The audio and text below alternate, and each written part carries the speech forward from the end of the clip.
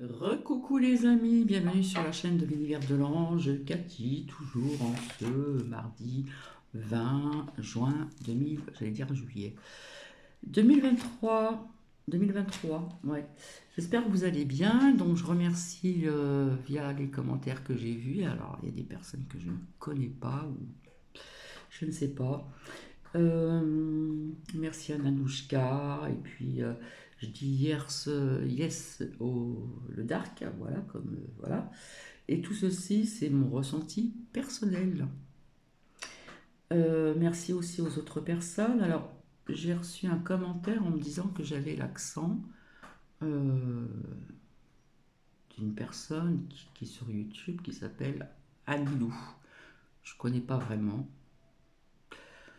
Je l'ai suivi il y a très très très longtemps avant d'ouvrir ma chambre, ma chaîne. Oh là là, Cathy, t'es fatiguée depuis ce matin.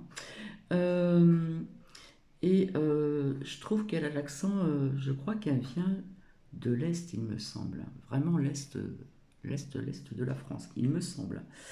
Alors, je ne suis pas du Québec, non, pas du tout. Voilà, je suis née dans le 9-3 et j'ai pas mal bougé en France. Voilà. Bon, donc merci, tout ce que je vous ai dit, c'est bien mon ressenti aussi personnel. Voilà, voilà, voilà. Donc, je reviens euh, euh, en ce qui concerne ce que je vous avais dit, hein, de faire ce partage de visionnage et d'écoute. Les scientifiques viennent d'annoncer tatati de vérité, bref. Donc, comme je vous l'ai dit, ça a un lien avec ce rêve, hein.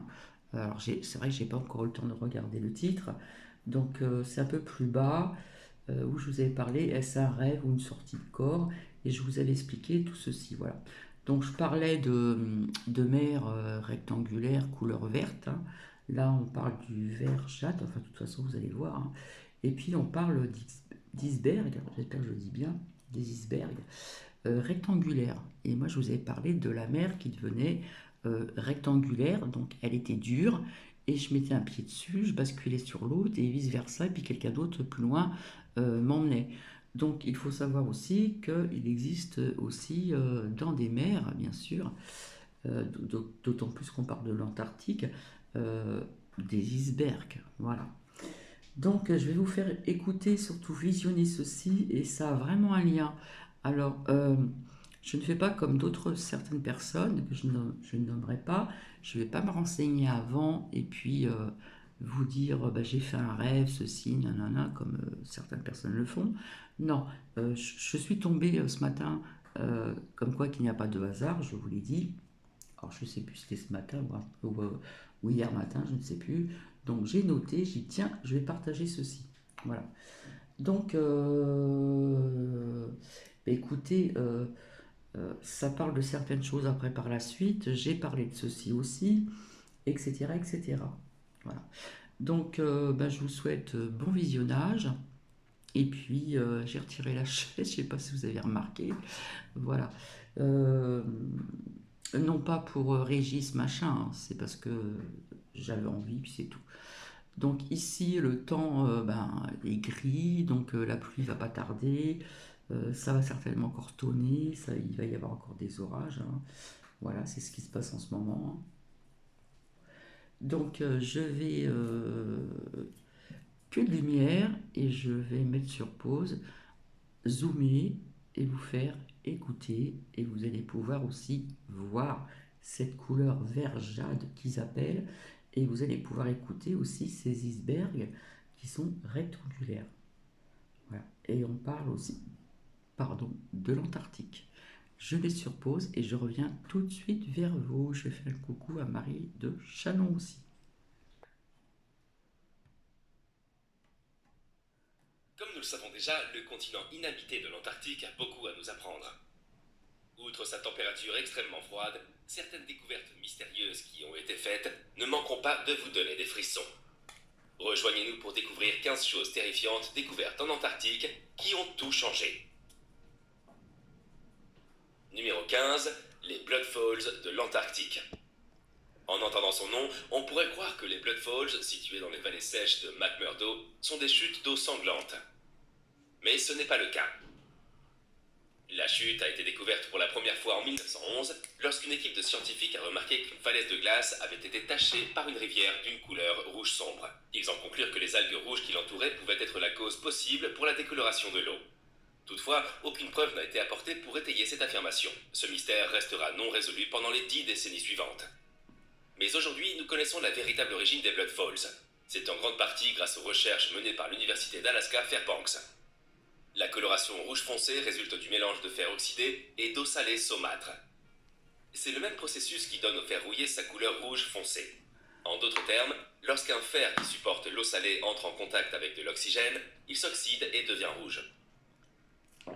Les scientifiques ont découvert la véritable origine des chutes en scannant les couches de glace d'où s'écoule la rivière, à l'aide d'un sondage par radioéchographie, RES. Les images obtenues sous le glacier ont révélé un réseau complexe de rivières sous-glaciaires et un lac sous-glaciaire rempli de saumure riche en fer. Plutôt que de geler, la saumure reste liquide et s'écoule en présence d'une forte concentration de sel. Contrairement à l'eau pure, l'eau salée ayant un point de congélation plus bas, elle dégage de la chaleur en gelant, ce qui fait fondre la glace et permet aux rivières de couler. De plus, les pressions élevées à la base du glacier contribuent à réduire la température à laquelle l'eau gèle. Numéro 14, la glace qui chante. Vous ne l'entendrez peut-être pas chanter à haute voix parce que le son qu'elle produit n'est pas audible pour l'oreille humaine. Mais le fait que la glace qui recouvre l'Antarctique chante. La découverte de la glace chantante s'est faite par hasard. Les chercheurs surveillaient d'autres aspects du comportement de la glace après avoir installé 34 capteurs sismiques sur la plateforme glaciaire de Ross entre 2014 et 2017. Après avoir examiné les relevés, ils ont découvert que la couche de neige supérieure vibrait constamment, en particulier lorsque le vent soufflait sur la surface irrégulière de la glace, produisant un bourdonnement à une fréquence d'environ 5 Hz. Julien Chaput, auteur principal de l'étude, géophysicien et mathématicien à l'Université d'État du Colorado à Fort Collins, décrit le son comme étant similaire à celui d'une flûte. Douglas Mackay et al., glaciologue à l'Université de Chicago, a donné une description plus poétique du bourdonnement. Selon lui, ce son pourrait être comparé au bourdonnement produit par des milliers de cigales lorsqu'elles envahissent le couvert végétal et les herbes à la fin de l'été. L'étude a également... La tonalité du bourdonnement change dans certaines conditions. L'une de ces conditions est la modification de la forme des dunes de neige après de fortes tempêtes. L'autre changement s'est produit après un réchauffement en janvier 2016. Grâce à cette découverte, les scientifiques peuvent désormais suivre les déplacements de la glace de surface, à distance et en temps réel. Ils pourront ainsi se faire une idée plus précise de la stabilité des plateformes de glace et prédire le moment où elles risquent de s'effondrer. Numéro 13, un iceberg rectangulaire. En 2018, la NASA a fait une révélation choquante concernant une plaque de glace monolithique capturée par son avion Icebridge. La plaque de glace a été capturée flottant au large de la plateforme glaciaire Larsen C. Elle apparaît également sous une forme rectangulaire presque parfaite. La NASA a pris l'image de l'iceberg rectangulaire lors d'une mission d'imagerie des régions polaires de la Terre afin de comprendre les changements d'épaisseur, de localisation, d'accumulation, etc. de la glace au cours des dernières années. Cet iceberg particulier n'est pas l'iceberg angulaire habituel dont on ne voit que les petites pointes. Il s'agit plutôt d'un iceberg totalement différent, décrit comme un iceberg tabulaire. Les icebergs tabulaires ont un sommet plat et des côtés presque verticaux. Ils se détachent généralement des plateformes glaciaires. Les icebergs tabulaires sont connus pour être extrêmement grands, bien que celui-là en particulier n'ait pas encore été mesuré. Le plus grand iceberg enregistré dans le monde est l'iceberg P15, qui mesure 294,5 km de long et 37 km de large. Il s'est détaché de la plateforme glaciaire de Ross en 2000. Cet iceberg rectangulaire de la plateforme glaciaire Larsen C est estimé à environ 40 cm de haut. Il contient des tonnes de glace, qui, si elles venaient à fondre, pourraient remplir à l'infini toutes les piscines de Californie. Le Larsen C est une très grande plateforme de glace qui a eu le temps de s'étendre et de devenir parfaitement plate. Dès qu'un iceberg se détache d'une plateforme, il prend une forme rectangulaire large et plate. Au fur et à mesure que l'iceberg se creuse, il peut être lisse et plat en dessous. Mais cela peut changer avec les courants océaniques. Numéro 12, les icebergs vert jade. Habituellement, les icebergs sont blancs ou bleus. Cependant, lorsque vous verrez des icebergs de couleur jade ou vert émeraude, vous confirmerez qu'il s'agit d'une rareté. Ces étonnants icebergs vert jade sont restés un mystère pour les scientifiques pendant des décennies. Cependant, des découvertes récentes ont montré que les scientifiques percent peu à peu les secrets de la verdure de certains icebergs. Après avoir effectué une série de tests sur des échantillons de glace prélevés sous la plateforme glaciaire d'Amri, on a découvert que les oxydes de fer présents dans l'eau de mer pourraient être à l'origine de ce type rare d'iceberg. Selon Mark Curran, glaciologue de l'Australian Antarctic Division, la couleur unique des icebergs est due à la combinaison de l'oxyde de fer jaune présent dans l'eau de mer et du bleu cristallin de la glace. Alors que les icebergs antarctiques couramment observés sont formés par la neige et l'eau douce tombant sur le plateau ou le glacier antarctique, les icebergs de jade se forment lorsque de l'eau de mer riche en minéraux gèle en couche sur la face inférieure d'une plateforme de glace. Ces icebergs de jade contiennent des couches de glace bleu-blanc pure provenant du glacier et de la glace plus verte provenant de l'eau gelée. Selon les scientifiques, ces icebergs de jade sont riches en minéraux et peuvent contribuer à transporter des nutriments vers les zones de l'océan austral qui manquent de fer. Cette découverte est très importante car elle nous aide à comprendre comment le fer sert d'oligo-élément essentiel à la croissance des minuscules plantes situées à la base du réseau alimentaire de l'Antarctique, également connu sous le nom de phytoplancton marin. Numéro 11, la glace en voie de disparition. La perte de glace continue de s'accélérer chaque année. Au cours des 25 dernières années, l'Antarctique a perdu 3000 milliards de tonnes de glace. C'est ce qu'a découvert un groupe international de 84 chercheurs en analysant les données recueillies à partir de multiples relevés par satellite de cette région froide sur une période de 25 ans, de 1992 à 2017. Ils ont également découvert que la perte de glace est actuellement 3 fois plus rapide qu'elle ne l'était en 2012. Quelles pourraient être les implications de cette découverte pour la région de l'Antarctique et pour le monde en général? Faites-nous part de vos réflexions dans les commentaires. Depuis 2012, l'Antarctique a continué à perdre plus de 241 milliards de tonnes de glace par an. La perte totale de glace au cours de la période étudiée a contribué à une élévation du niveau de la mer d'environ 0,75 cm, dont environ 0,25 cm entre 2012 et 2017. Bien que l'on ait précédemment affirmé que le changement climatique n'affecterait pas les immenses couches de glace de l'Antarctique, de nouvelles découvertes révèlent que la couverture glaciaire du continent pourrait ne pas être aussi résistante au réchauffement planétaire qu'on ne le pensait. Les chercheurs ont indiqué que si toute la glace de l'Antarctique pouvait fondre, l'eau qui en résulterait aurait tendance à élever le niveau des mers d'environ 58 mètres. Ils ont obtenu ces données en effectuant 3 types de mesures par satellite. Certains satellites ont recueilli des données sur le volume des glaces de l'Antarctique. Un autre a suivi la vitesse de l'écoulement glaciaire dans l'océan, et le dernier a calculé la gravité des masses terrestres autour de la planète et le poids de l'ensemble des couches de glace. Pour mettre en perspective les 3 milliards de tonnes de perte de glace, l'iceberg qui s'est détaché de la plateforme glaciaire Larsen C en 2017 pesait plus de 1 milliard de tonnes et avait à peu près la taille du Delaware. En outre, l'effondrement des plateformes de glace contribue au plus grand changement dans la perte annuelle de glace dans la péninsule antarctique. Numéro 10, les restes d'un astéroïde massif. Les scientifiques viennent de découvrir qu'une énorme et mystérieuse anomalie pourrait se cacher sous la terre de Wilkes, une zone gelée de 243 km de diamètre et d'une profondeur minimale d'environ 822 mètres. Cette anomalie serait les restes d'un astéroïde massif 2 fois plus gros que la roche spatiale de Chicxulub qui a provoqué l'extinction des dinosaures. Si c'est le cas, l'astéroïde pourrait être à l'origine de l'extinction du Permian et du Trias, 96% des créatures marines et jusqu'à 70% des vertébrés terrestres. La découverte a été faite pour la première fois en 2006, lorsque des satellites de la NASA ont capté ce qui semblait être un énorme objet au milieu d'un cratère de 482 km de large. Cependant, l'hypothèse selon laquelle l'anomalie était un impact ayant tué les dinosaures a été écartée par Ralph Van Fraser, professeur de sciences géologiques à l'Université d'État de l'Ohio, lorsqu'il a découvert le cratère tueur. Selon lui, le Wilkes Land Impact est bien plus important. Une autre théorie indique que l'objet pourrait être en fait une énorme base d'ovnis. Selon Secure Team 10, une équipe de chasseurs d'ovnis, les nazis ont construit des bases secrètes en Antarctique pendant la Seconde Guerre mondiale, pour les soucoupes volantes. On peut dire que l'équipe de chasseurs d'ovnis a raison, si l'on en croit les récentes découvertes de plusieurs entrées en forme de soucoupes dans les flancs de la montagne. En même temps, nous nous demandons s'il est possible de pénétrer dans les entrées sans avion, ou mieux encore, sans vaisseau spatial. Ce mystère n'a toujours pas été résolu. Numéro 9, un lac enfoui sous la glace. Voici un autre mystère qui se cache au plus profond de l'Antarctique.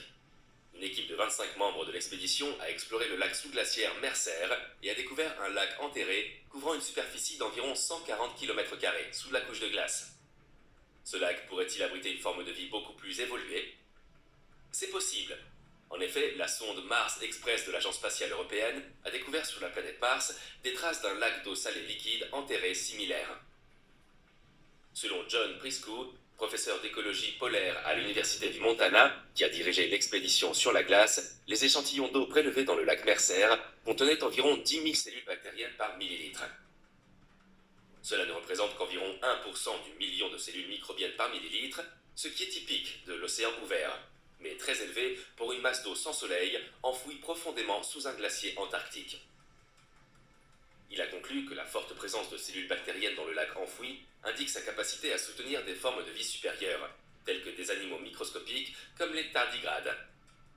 L'équipe a utilisé des foreuses et de l'eau chaude pour ouvrir un trou de forage depuis son camp sur la calotte glaciaire de l'Antarctique Ouest, qui se trouve à environ 595 km du pôle sud, jusqu'au lac d'eau liquide enfoui. L'équipe a également utilisé un véhicule sous-marin télécommandé ROV spécialisé et plusieurs caméras pour capturer des images et des vidéos du fond du lac enfoui. Il s'est avéré qu'il existe de nombreux lacs enfouis en Antarctique, ce qui a amené les scientifiques à conclure qu'ils forment probablement un écosystème unique.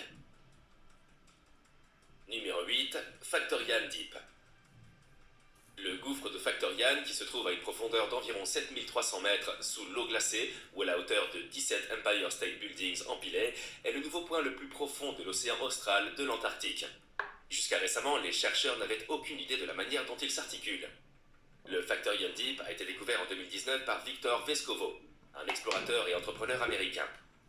Il participait à une expédition visant à cartographier les points les plus profonds des 5 océans du monde. Vescovo a d'abord piloté un submersible appelé Limiting Factor, qui a donné son nom au gouffre Factorial, jusqu'au fond de la fosse de South Sandwich de l'océan Atlantique. La fosse traverse le 60e parallèle sud, point où il a découvert le nouveau point le plus profond de l'océan austral. Depuis sa découverte, le gouffre de Factorial a été inclus dans une nouvelle carte des montagnes, canyons et plateaux sous-marins de l'océan austral. La carte parimétrique internationale de l'océan austral et le projet Seabed 2030 de la Nippon Foundation GEPCO ont pour mission de cartographier l'ensemble des fonds marins de la planète d'ici à 2030. La carte s'appuie sur plus de 1200 données sonars. Le projet a encouragé tous les navires traversant l'océan austral à allumer leur sonar pour fournir des données au projet. En effet, la carte des fonds marins couvre plus de 48 millions de kilomètres carrés de fonds marins. Après avoir cartographié l'ensemble des fonds marins de la planète, les chercheurs en biologie seraient en mesure de déterminer avec précision l'emplacement des montagnes sous-marines. Ces montagnes sont depuis longtemps les points chauds de la biodiversité sous-marine ou de la vie marine. Numéro 7. De l'ADN vieux d'1 million d'années. Des fragments d'ADN provenant d'anciens micro-organismes se cachent sous le plancher océanique de la mer de Scotia, près de l'Antarctique. À l'insu des chercheurs, certains de ces fragments ont environ 1 million d'années. Les scientifiques pensent que ces fragments les aideront à comprendre les organismes qui vivaient autrefois dans l'océan et leur durée de vie. Dans le même temps, ils pourraient également aider les scientifiques à comprendre l'impact futur du changement climatique sur l'Antarctique, étant donné qu'il s'agit de l'une des régions de la Terre les plus vulnérables au changement climatique. Les échantillons d'ADN restent les plus anciens ADN authentifiés à avoir été découverts, battant le record de l'ADN le plus ancien qui datait de 650 000 ans. Cet ADN, vieux d'1 million d'années, appelé ADN ancien sédimentaire ou ceda-DNA, provient d'eucaryotes. Les eucaryotes sont des organismes dont les cellules contiennent un noyau et des organites liés à une membrane.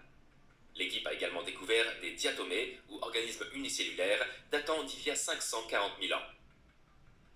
Il a été constaté qu'il y a environ 14 500 ans, la Terre se réchauffait naturellement, de sorte que les eaux se sont réchauffées et que le niveau des mers s'est élevé de manière significative, contribuant ainsi à la croissance rapide des diatomées océaniques. Les scientifiques pensent que des variétés de minuscules diatomées existent toujours dans nos océans et constituent la base de la chaîne alimentaire. Les scientifiques déploient des efforts constants pour améliorer le processus d'extraction des fragments d'ADN anciens du sol et éliminer le bruit et les interférences créées par l'ADN moderne. Numéro 6. Des millions de nids de poissons. Otun Purser de l'Institut Alfred Wegener et son étudiante Liliane Boringer étaient classe allemand en Antarctique pour surveiller les baleines sur une vidéo en direct, lorsque Liliane a vu des nids de poissons sur le fond de la mer. Alors que la caméra du système d'observation de barymétrie des fonds marins se déplaçait sur le fond marin, Liliane a pu constater que les nids de poissons étaient omniprésents. Les nids avaient la forme de modestes bols, et on pense qu'ils ont été sculptés par des poissons-glaces nototénioïdes, originaires des océans froids du Sud. Les poissons-glaces nototénioïdes sont les seuls vertébrés dont le sang ne contient pas un iota d'hémoglobine. C'est pourquoi ils sont considérés comme des sangs blancs. L'équipe est repassée plus tard sur le site et a remarqué la caméra à une profondeur beaucoup plus faible afin d'obtenir une vue plus claire de la colonie. Ce n'est pas la première fois que des nids de poissons des glaces sont découverts. Cependant, le plus grand nombre jamais observé auparavant était d'environ 40 nids. Ils ont été surpris de constater que le site de nidification comptait environ 60 millions de nids, ce qui n'avait jamais été observé auparavant. Un nombre important de nids était occupé par au moins un poisson adulte qui veillait sur une moyenne de 1700 œufs. En poursuivant l'exploration, l'équipe a trouvé du zooplancton microscopique près de la surface, où les jeunes poissons des glaces nagent pour se régaler du buffet flottant après l'éclosion, puis retournent au fond de la mer pour se reproduire. Des efforts sont actuellement déployés pour faire de la colonie une zone marine protégée, car elle fait désormais partie intégrante de l'écosystème local. Numéro 5. Des cadavres. Vous serez peut-être surpris d'apprendre que des cadavres ont été retrouvés en Antarctique. Les scientifiques qui explorent la région prennent d'énormes risques lorsqu'ils s'y rendent. Certains d'entre eux ont péri au cours de leur mission et leurs corps n'ont jamais été retrouvés.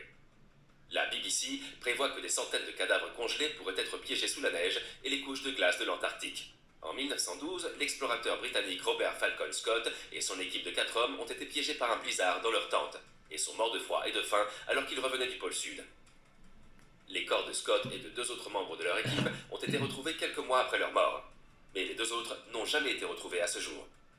Un décès récent a été enregistré dans la région, celui de l'aventurier britannique Henry Worsley qui a succombé à une défaillance d'organes après avoir été transporté par avion depuis le continent en 2016. Outre les morts naturelles et les décès dus à des accidents, il existe également des cas de meurtre en Antarctique. Bien que cela n'ait pas été confirmé, un scientifique russe aurait assassiné un collègue à coups de hache en 1959 après avoir perdu une partie d'échecs. Les échecs auraient été rapidement interdits dans la région à la suite de cet incident. Il est intéressant de noter qu'il est beaucoup plus sûr de visiter ce continent à l'époque moderne, grâce aux progrès technologiques et à d'autres précautions. Les explorateurs d'aujourd'hui ont également tiré des leçons des erreurs commises par d'anciens scientifiques et qui ont entraîné leur disparition. Numéro 4. Les cochons de mer. Les cochons vivent dans la mer.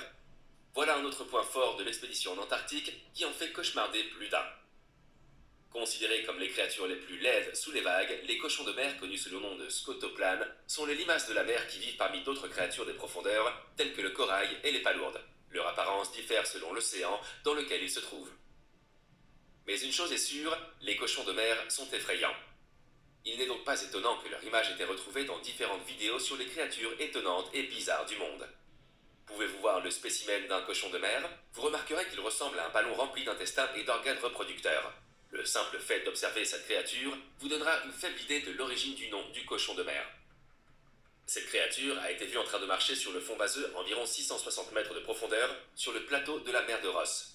Il utilise un anneau de tentacules autour de sa bouche pour ramasser et manger les détritus du fond marin. Becky Totten-Minzoni, paléoclimatologue à l'université d'Alabama qui explore la région de l'Antarctique, a un jour sauvé un cochon de mer d'un chemin boueux à l'intérieur du tube d'un appareil appelé multicoreur. Elle avait d'abord collecté et stocké des échantillons de boue dans un réfrigérateur à bord de son navire en vue d'une étude ultérieure et a été choquée de trouver le cochon de mer vivant, mais coincé dans le tube du multicoreur. Numéro 3. La chaîne de montagne Gamburtsev. L'Antarctique n'abrite pas seulement des créatures étranges, mais aussi des chaînes de montagnes massives et mystérieuses. Les monts Gamburtsev sont cachés sous une couche de glace de 2 à 4000 mètres d'épaisseur. Elles s'étendent sur 1200 km et culminent à 3000 mètres. Elles ont été nommées en l'honneur du géophysicien soviétique Grigori Gamburtsev, après leur découverte par des scientifiques russes en 1958. Des explorateurs russes avaient enregistré des fluctuations inhabituelles de la gravité sous la glace lorsqu'ils ont découvert les monts Gamburtsev. Récemment, une équipe internationale de géophysiciens a survolé les montagnes et a utilisé un radar pour observer le sous-sol de la glace. Le radar révèle les caractéristiques physiques des montagnes. Les géophysiciens ont également effectué des relevés magnétiques et gravimétriques afin d'explorer en profondeur la croûte terrestre. On a découvert que les monts Gamburtsev se sont probablement formés il y a 1,1 ou 1,8 milliard d'années, lorsque l'Antarctique de l'Est s'assemblait à partir de morceaux plus petits. À ce moment-là, la chaîne s'est érodée, mais une racine d'une vingtaine de kilomètres de profondeur est restée dans le manteau sous-jacent. La chaleur de l'intérieur de la Terre a alors réchauffé le matériau de la racine, qui s'est alors dilaté et a flotté plus haut dans le manteau. En conséquence, les montagnes ont commencé à se soulever à nouveau il y a environ 100 millions d'années, au moment où le continent indien s'est détaché de l'Antarctique et a migré vers son emplacement actuel au nord. L'inland Seas antarctique a ensuite commencé à se former il y a environ 34 millions d'années. Pendant tout ce temps, l'ensemble de la chaîne de montagnes a été enfermé dans la glace et préservé dans le froid. La raison pour laquelle le Gamburtsev existe encore est une théorie qui n'a pas encore été élucidée par les scientifiques. Numéro 2, le mont Erebus. Malgré les conditions glaciales qui y règnent, l'Antarctique abrite encore de nombreux volcans. Intriguant, non? L'île de est actif, et son activité volcanique en dernières années. Le mont Erebus est le plus grand volcan actif de l'Antarctique. Il a été découvert en 1841 par une expédition dirigée par Sir James Clark Ross, qui a donné au volcan le nom de son navire, l'Erebus. Ce volcan possède un cratère extérieur d'environ 650 mètres de large, formant un anneau distinct à environ 3200 mètres d'altitude. Il est actif depuis 1972. L'une des particularités du mont Erebus est la découverte de couches de glace entre les couches rocheuses. Cela signifie que les éruptions qui se sont produites n'ont pas complètement fait fondre la glace glaciaire. Le mont Erebus est situé dans un endroit isolé et les conditions météorologiques y sont dangereuses, ce qui rend difficile la visite des scientifiques. Cependant, des scientifiques ont réussi à escalader le volcan en marchant à travers la neige, les rochers et les glaciers pour atteindre le sommet en 2013. Ils ont découvert des organismes vivants dans la chaleur du volcan, ainsi qu'un certain nombre de grottes de glace habitées par des créatures fascinantes considérées comme les plus uniques au monde. Les scientifiques continuent d'observer le volcan du mont Erebus grâce à l'observatoire du volcan du mont Erebus et aux campagnes de terrain, afin de découvrir des signes de formes de vie extrêmes. Près du volcan, à environ 40 km, se trouve la plus grande installation antarctique, la station McMurdo, gérée par les États-Unis. Le stratovolcan du mont Erebus s'élève à 3749 mètres au-dessus du niveau de la mer et sa langue de glace s'étend au sud dans le détroit de McMurdo. Numéro 1. Les tremblements de terre cachés. Des scientifiques ont découvert des dizaines de tremblements de terre cachés sous la glace de l'Antarctique. On pensait auparavant que le poids énorme des couches de glace de l'Antarctique avait empêché l'activité sismique sur le continent. Cependant, des recherches récentes indiquent que le continent a aussi sa part de tremblements de terre, mais qu'ils sont moins nombreux que sur d'autres continents. En 2009, Amanda Lowe, professeure adjoint au département de la biodiversité, des sciences de la Terre et de l'environnement de l'université Drexel en Pennsylvanie, et ses collègues chercheurs ont installé un ensemble de capteurs sur tout le continent, y compris dans des endroits reculés où il n'y avait jamais eu d'activité sismique. À leur grande surprise, les capteurs ont détecté 27 petits tremblements de terre d'une magnitude comprise entre 2,1 et 3,9. Ces tremblements de terre n'avaient pas été découverts auparavant, ce qui indique qu'ils avaient besoin de l'instrument adéquat pour enregistrer les événements dans le passé. Cette nouvelle découverte place l'Antarctique oriental dans une catégorie similaire à celle des autres cratons présentant des systèmes de rift. Il s'agit d'un type de système qui soumet la Terre à des contraintes en séparant les continents. Les cratons sont de grands morceaux de roche stable de la croûte terrestre qui sous-tendent les continents. Le rift du craton de l'Antarctique oriental traverse la région connue sous le nom de montagne sous-glaciaire de Gamburtsev. Bien qu'âgé d'environ 100 millions d'années, le rift de l'Antarctique oriental continue de se déplacer très lentement. Laquelle de ces découvertes vous a laissé de marbre? Donc voici, ça durait quand même ouais, presque une demi-heure. Donc je suis désolée pour les pubs, hein, je suis vraiment dans le truc aussi. Je visionne et j'écoute comme vous, parce que j'ai vu qu'une partie. Donc je ne sais pas ce que vous en pensez, mais je pense qu'il y a quand même un lien avec ce que je vous ai dit, cette mer couleur vert, là on parle des icebergs, euh, l'Antarctique. Je n'ai pas parlé du froid, ça c'est vrai, vis-à-vis de ce rêve ou cette sortie de corps, comme je vous avais dit. Euh, Ces icebergs qui sont rectangulaires, comme vous l'avez vu. Et par contre, si vous vous rappelez, j'avais parlé de ce que je voyais autour d'un... Comment dire?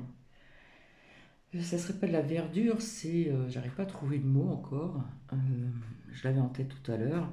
Euh, de la végétation exotique. Alors, est-ce que je suis partie ailleurs? Je n'en sais rien. Ensuite, on vous parle d'un trou noir où il y a des... Vous savez, les formes de... Of, plus loin, nid, etc. Voilà. Donc, je ne savais pas si je devais aller jusqu'au bout ou pas parce que fallait que je vous montre plus ou moins, entre guillemets, ce que je vous ai dit à travers ce rêve ou cette sortie de corps que beaucoup de personnes font la nuit et s'en aperçoivent pas du tout. Voilà. Sauf que quand on fait des choses comme ça, s'il y en a, il y a des personnes qui s'en rappellent, il faut les noter, tout simplement. Donc voici, voilà. Donc désolé pour la pub, hein, j'ai arrêté juste à temps. À un moment, ça a sonné, j'ai reçu un colis, donc je vais l'ouvrir. J'attends un grand pêle-mêle, voilà, qui est en bois. Donc je vais découvrir ça tout à l'heure.